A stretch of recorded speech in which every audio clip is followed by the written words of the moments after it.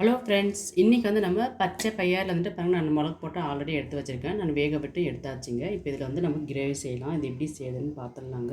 இந்த கிரேவி வந்துட்டு இட்லி, தோசை, ரைஸ்க்கெல்லாம் சூப்பராக இருக்குங்க. 3 ஸ்பூன் ஆயில் விட்டுடலாங்க. சோம்பு, கடுகு சேர்த்திக்கலாங்க. பொடியாக கட் பண்ணது வெங்காயம் சேர்த்திக்கலாங்க.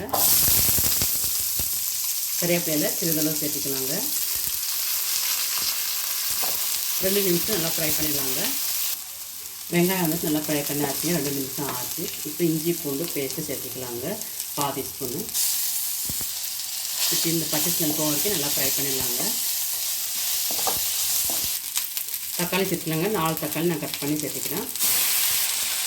இப்போ இதே நல்லா மிக்ஸ் பண்ணி விடலாங்க. ஒரு 5 நிமிஷம் நல்லா குக்காக இருக்கும். நல்லா ஒரு 5 நிமிஷம் நல்லா தக்காளி வந்து நல்லா வதங்கி வரட்டுங்க. இந்த பச்சை பயிரை வந்துட்டு நல்லா கடைஞ்சிக்கலாங்க, நல்லா நைஸாக. தக்காளியில் நல்லா வதங்கி இருக்குங்க. மஞ்சள் பொடி சிறிதளவு சேர்த்திக்கலாங்க.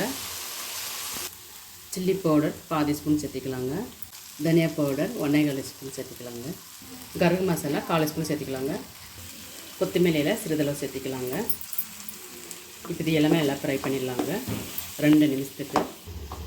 மசாலா போட்டுட்டேன், 2 நிமிஷம் நல்லா ஃப்ரை பண்ணி ஆச்சுங்க. பயிர் சேர்த்துக்கலாங்க, கடைஞ்சது.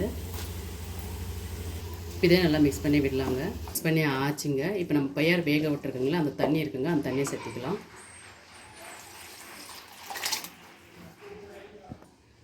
உருளைக்கிழங்கு நான் ஒரு உருளைக்கிழங்கு எடுத்துருக்கேங்க, அதுவும் நான் வேக விட்டு கட் பண்ணி எடுத்து வச்சுருக்கேன். இப்போ இதையும் சேர்த்துடலாங்க. இது எல்லாமே நல்லா மிக்ஸ் பண்ணி விடலாங்க. 3/4 ஸ்பூன் உப்பு சேர்த்துடலாங்க. இது எல்லாமே நல்லா மிக்ஸ் பண்ணி விடலாங்க. கொதி வந்தவே நம்ம கேஸ் ஆஃப் பண்ணிக்கலாம். பாருங்கள், இந்த மாதிரி கொதிக்கும் போது கொத்தமல்லியில் தூவி விடலாங்க.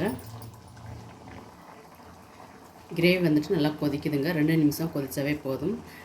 கிரேவி ரெடிங்க. பச்சை பயிர் முளைக்கட்டி செஞ்சுக்கிறதுங்க சாம்பார். இந்த கிரேவி வந்துட்டு அவ்வளோ சூப்பராக டேஸ்ட்டாக இருக்கும். கண்டிப்பாக ட்ரை பண்ணுங்க.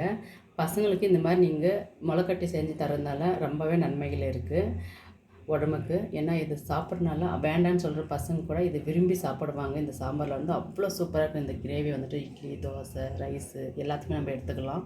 அவ்வளோ ஒரு சூப்பருங்க. கண்டிப்பாக இதே மெத்தடில் செஞ்சு சாப்பிடுங்க.